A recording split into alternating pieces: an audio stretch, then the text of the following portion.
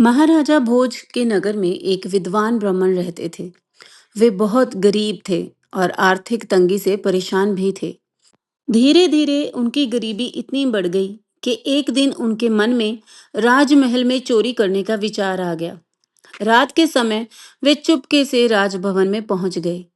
महल में चारों ओर सोना, रत्न, बहुमूल्य वस्तुएं और धन रखा हुआ था। सेवक सेविकाएं गहरी नींद में सो रहे थे। ब्राह्मण जो चाहे उठा सकते थे, उन्हें रोकने वाला कोई नहीं था। लेकिन जैसे ही वे किसी वस्तु को उठाने का प्रयास करते, उनके भीतर का शास्त्र ज्ञान उन्हें रोक देता।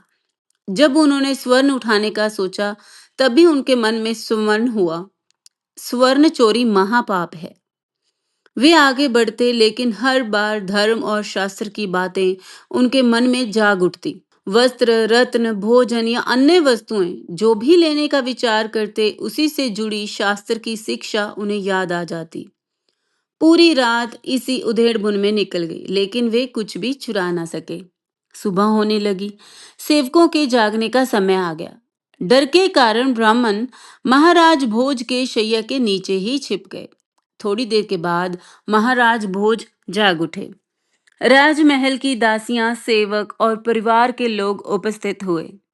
सबने राजा का सम्मान किया। राजा भोज प्रसन्न होकर एक संस्कृत श्लोक के 3 चरण बोलने लगे, लेकिन उन्होंने चौथा चरण नहीं बोला।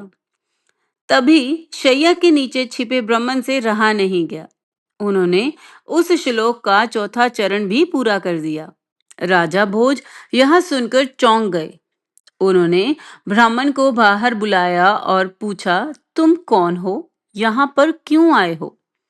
जब उसने अपने चोरी का इरादा बताया, तब राजा ने पूछा कि अगर तुम आ ही गए थे, तो चोरी क्यों नहीं की? तब ब्राह्मण ने सच सच बता दिया। उन्होंने विनम्रता से कहा, राजन, मेरा शास्त्र ज्ञान ही मुझे रोकता रहा, उसी ने मेरी रक्षा की।